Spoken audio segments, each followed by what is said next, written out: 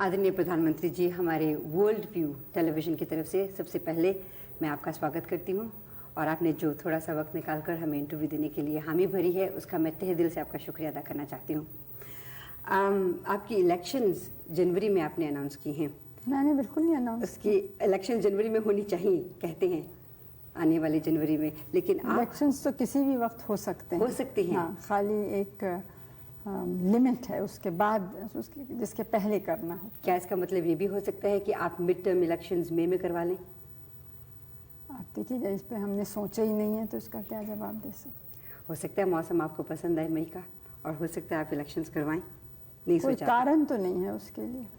लेकिन you famous for springing up mid term कभी भी नहीं, इलेक्शंस अभी तक नहीं हुआ। आप मैं पिछले कोई दो हफ्तों से यहाँ वैंकूवर से आई हुई हूँ और देख रही हूँ, अखबारों में पढ़ रही हूँ, पंजाब स्थिति के बारे में आप सारी सरकार भी बहुत चिंतित है, लोग बहुत चिंतित हैं, ख़ासतौर पे बाहर वैंकूवर के इलाके में जो हमारे पंजाबी भाई बहन रहते हैं वो भी बहुत चिंतित हैं। पंजाब की असली स्थिति क्या है, उसके बारे में आप अपने शब्दों में कुछ बताइए। स्थिति तो गंभीर है। वहाँ के एक राजनीतिक दल यानी अकाली दल ने कुछ मांगे रखी, कुछ धार्मिक मांगे, वो अधिकांश हमने मान ली जी। कुछ ऐसी थी जो हमें लगा कि हम नहीं मान सकते हैं, लेकिन ऐसा भी हमें लगा कि वो समझ गए उस बात को। एक मांग ऐसी थी जो हमसे संबंधित इतनी नहीं थी और वो दूसरे कुछ राज्य हैं भारत के, वहाँ के और वहाँ के गुरुद्वारों के जैसे अपनी कमिटीज़ या बोर्ड्स हैं उनका था। तो उस पर हमने कहा कि हमें कुछ ख़ास एतराज़ नहीं है, लेकिन इन सब लोगों से बात करना होगा, स्टेट के क्या नियम हैं और ये सब देखना होगा। उसके बाद कुछ दूसरी मांगे राजनीतिक समझ सकते हैं या जो भी पानी पर, ज़मीन पर, अब वो दूसरे राज्यों से संबंधित हैं जो आसपास के पड़ोस के राज्य हैं। तो जब तक वो भी राज़ी नहीं होंगे तब तक हम तो कुछ कह नहीं सकते। 2 दफ़े ऐसा एक अवार्ड या निर्णय हम दे चुके हैं। अच्छा। अब वो माना नहीं गया। अच्छा। तो अकेले फिर से दें तो उसका कुछ उससे चीज़ सुलझेगी कि नहीं, ये कह नहीं सकते।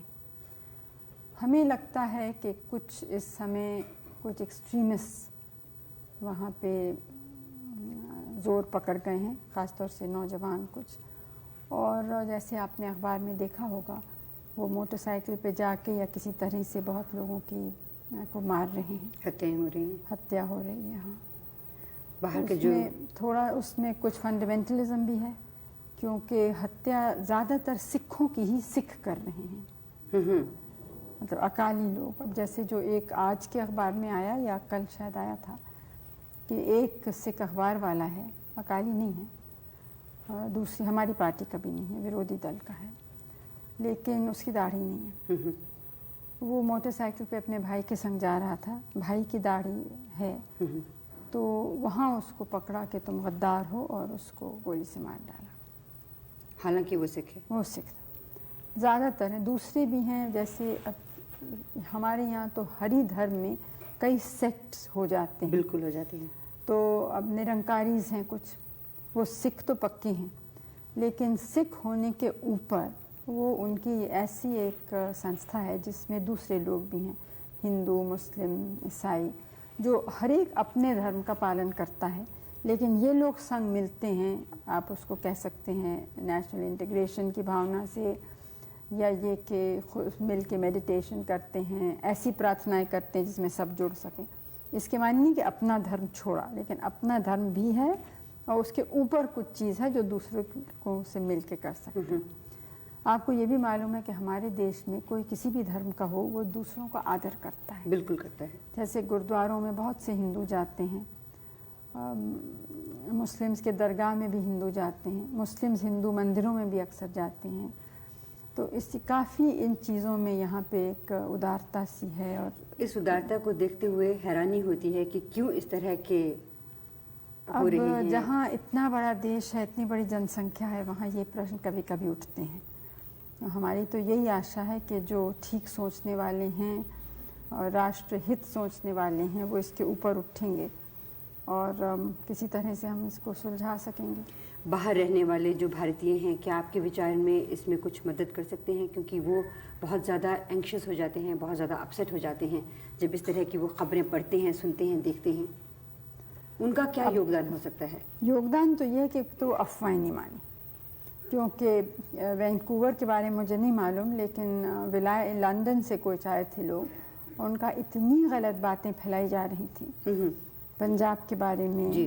और कि वो बहुत ही परेशान थे, लेकिन उन्होंने जब असलियत बताई और ये भी कहा कि आप में से आप अपने तरफ से किसी को भेज के देखिए, तो आए भी वो लोग कुछ, तो यहाँ उन्हें इत्मीनान हुआ और यहाँ से गए। क्योंकि ये बिल्कुल सच नहीं है कि सिखों के ख़िलाफ़ या अकालियों के भी ख़िलाफ़ कोई भी नाइंसाफ़ी है। ज़ाहिर है, बल्कि उसका उल्टा ही कह सकते हैं, क्योंकि वो औरों से कुछ ज़्यादा ही आगे बढ़े हैं अपने हिम्मत और योग्यता और क्षमता से, और ख़ास तौर से इसलिए कि वो मेहनत करने वाले लोग हैं। और आपने देखा है कि हमारे यहाँ ऊंचे ओहदे, छोटे ओहदे, हर जगह आप पाएंगे उन लोगों को, हर गांव में पाएंगे, हर प्रांत में पाएंगे। तो इसे ये बात कहनी बिल्कुल गलत है, लेकिन कुछ जो उनकी मांगे हैं, वो हमारा कहना ये है कि कोई भी मांग हो उस पर बातचीत हो, लेकिन मार काट या संविधान का अपमान करना या कोई ऐसी बात करना कि राष्ट्र के विरोध में होती है, वो ठीक नहीं है। लेकिन अगर इस तरह से बातचीत लंबी होती चली गई तो ये मारकाट तो होती जाएगी। जिन लोगों को मारा जा रहा है वो तो बिल्कुल इनोसेंट है ना, वो बिल्कुल निर्दोष हैं, लेकिन बात लंबी क्या होगी, हम तो कुछ हद तक ही कर सकते हैं। ठीक है। तो इसलिए सबको सोचना है कि कितना हो सकता है, कितना नहीं। दूसरे लोग मुझसे नाराज़ हैं कि इतना क्यों मान लिया। हरियाणा में भी कुछ हुआ ना, तो उसका एक रिएक्शन हुआ ना, जो पंजाब में पहले हुआ था, उसका रिएक्शन अब उसको बड़ी मुश्किल से थामा है। तो इससे ये भी देखना है कि एक मांग मांगने से अगर और स्थिति बिगड़ती है तो किसी का लाभ नहीं होता है। आप जब दोबारा इलेक्शन के बाद आएंगे ऑफिस में, तो कौन से ऐसे कार्यक्रम हैं जिन पे आप ज़्यादा एम्फोसिस देंगी? अब देखिए, पहले तो जो चुनाव का क्या नतीजा होगा ये कोई पहले से कह नहीं सकता है। मान लीजिए आप आ जाती हैं। दूसरी बात यह है कि हमारी एक बहुत स्पष्ट और साफ नीति है, और वो नीति है कि अपने देश को हम मजबूत बनाएं। इसलिए नहीं कि किसी और को धमकी दें या किसी पर हम हावी होना चाहते हैं, दबाव डालना चाहते हैं, लेकिन इसलिए कि यहाँ की इतनी बड़ी समस्याएं हैं कि उनका समाधान करने के लिए हमें अपनी ताकत ही चाहिए। ये बहुत बड़ा देश है और इतने बड़ी जनसंख्या को कोई बाहर का मदद नहीं कर सकता। कितना भी धनी और बड़ा देश हो, वो हमें नहीं कर, हमें खुद ही अपने पैर पे खड़ा होना है। इसलिए हम ताकत चाहते हैं। अच्छा, अब ताकत कई तरह की, एक तो एक इसके माने सबको एक होना चाहिए, अनेक धर्म, अनेक भाषाएं, अनेक प्रांत, जातियाँ। दूसरे ये कि गरीबी हटानी है, क्योंकि गरीबी एक तो वैसे भी दुख और शर्म की बात है, मानवता का प्रश्न है, लेकिन संग संग एक देश को कमज़ोर करने की चीज़ है। बिल्कुल। क्योंकि जो गरीब हैं वो अपनी ताकत या योग्यता देश के सेवा में नहीं डाल सकते। तो मुख्य काम तो हमारा ये है, देश को मजबूत बनाना और गरीबी दूर करनी। असल में तो मजबूत बनाना है ना, कि जिसमें आज़ादी को हम अपने रख सकें। उसके लिए हमें सांप्रदायिकता भी हटानी है, अंधविश्वास भी हटाना है, गरीबी हटानी है, और गरीबी हटाने के लिए उत्पादन बढ़ाना है। तो और हमारे जो लोग रहते हैं उनको देखना है कि उनकी जो आवश्यक वस्तुएं हैं, चाहे खाना, कपड़ा, घर, शिक्षा, स्वास्थ्य का प्रबंध, ये सब चीज़ें मिलें। तो इस नीति के बाहर तो जा ही नहीं सकते हैं। बिल्कुल, इसी को हमें करना है। तो साथ साथ क्योंकि हम मानते हैं कि अगर दुनिया में कुछ गड़बड़ हो, यानी विश्व युद्ध हो, तो उसका भारी प्रभाव हम पर पड़ेगा। इसलिए हम विश्व शांति, विश्व मैत्री और ख़ास तौर से जो हमारे जैसे विकासशील देश हैं वो मिलके सहयोग करें एक दूसरे से, और हम लोग और दूसरों से भी, मतलब विकसित देश जो हैं उनके संग भी दोस्ती करें। आजकल की दुनिया में कोई लोग अलग नहीं रह सकते, सबको एक दूसरे से कुछ चाहिए और कुछ देने को देना है। तो इस तरह से हमें, तो जो हमारा आज का नवयुवक वर्ग है उसके लिए आप आने वाले कुछ वर्षों में क्या देख रही हैं, वो क्या योगदान देंगे, आप उनको कैसे फोर्सी कर रही हैं अपनी इन पॉलिसीज़ में? अब हम तो आशा ही करते हैं कि वो ठीक रास्ते पे चलेंगे और बनाने के रास्ते पे चलेंगे, तोड़ने के रास्ते पे नहीं।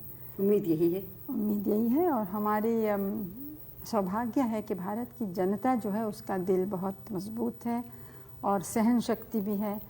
और यहाँ बहुत नौजवान हमारे बहुत बड़े बड़े साइंटिस्ट, वैज्ञानिक बने हैं, इंजीनियर, डॉक्टर इत्यादि, जो आपके मुल्क और दूसरे देशों में गए हैं जी।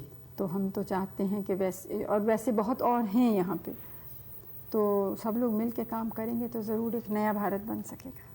और उम्मीद करते हैं कि वो बहुत ही सुखद भारत होगा। राजीव जी इसमें क्या रोल अदा करेंगे जब आप दोबारा इलेक्शन जीत के आएंगे? अब ये तो मुझे क्या मालूम है, वो तो देखेंगे वो क्या करना चाहते हैं। आप और उनको कैबिनेट में लाएंगे तो सही। अब देखिए, मुझे तो पता ही नहीं मैं कैबिनेट बनाऊंगी कि नहीं बनाऊंगी, आप तो बहुत आगे कूद रही हैं। एक कदम हमेशा आगे रहना अच्छा रहता है, उससे क्या होता है कि आप प्लान कर सकते हैं अच्छी तरह से। मैं दूरदर्शन के बारे में 2-3 सवाल पूछना चाह रही थी। हम कनाडा में प्रोग्राम जो करते हैं, अक्सर हम चाहते हैं कि भारत की सभ्यता को वहाँ पर हम ज़्यादा प्रकाशित कर सकें, हमारे जो बच्चे हैं वो भी उस सभ्यता से कुछ सीख सकें, कुछ जानें। लेकिन अक्सर हम देखते हैं कि आपके यहाँ भारत में टेलीविज़न इतना स्ट्रॉन्ग टूल है, उसे अच्छी तरह से इस्तेमाल नहीं किया जा रहा। मैंने कल राष्ट्रपति जी के जो संवाद था उसमें सुना कि जो सैटेलाइट्स हैं उनके ज़रिए 70% लोगों तक प्रोग्राम पहुंचेंगे, लेकिन उन प्रोग्रामों का स्तर ऊंचा करना भी शायद उनके लिए बहुत ज़रूरी है, क्योंकि हम जब बाहर प्रोग्राम को देखते हैं तो कुछ इस तरह के प्रोग्राम नहीं लगते कि उन्हें लेके बाहर दिखाया जा सके। हम कोशिश तो कर रहे हैं उनको सुधारने की। हमारे लिए तो एक नई चीज़ है और है ज़रूर एक बहुत प्रभावशील जी। लेकिन उतना यहाँ इसका प्रभाव नहीं है जितने जैसे अमेरिका में है। क्योंकि अमेरिका में आप कोई भी प्रोग्राम देखिए उसमें हमेशा ये बात होगी वी अमेरिकन, वी कनेडियंस, इस तरह की कोई चीज़। हमारे यहाँ पे इस तरह के प्रोग्राम मैंने देखे नहीं अभी तक कोई भी। नहीं, ये सच है, लेकिन देखिए आप उन देशों में जो राष्ट्रीयता की, मैं ये नहीं कह रही हूँ कि यहाँ कम है, लेकिन ये क्या आश्चर्यजनक नहीं है कि इतने बरस हो गए लेकिन यहाँ के किसी फिल्म बनाने वाले ने ये सोचा भी नहीं कि हमारे राष्ट्रीय आंदोलन पर फिल्म बनाए या राष्ट्रीय नेता पे बनाए। बहुत से लोग शिकायत करते हैं कि गांधी फिल्म बाहर वाले ने क्यों बनाया, लेकिन यहाँ वाले ने किसी ने कभी कहा ही नहीं बनाने को। और कुछ थोड़ा बहुत हमने जब कोशिश भी की तो किसी ने ज़रा भी उसमें रुचि या दिलचस्पी नहीं दिखाई। इसका कारण क्या है? अब ये मुझे तो मालूम नहीं, तो फिल्म वालों से आप पूछ सकते हैं। मैं आखिरी सवाल आपसे एक बार फिर से पंजाब के बारे में करना चाहती हूँ।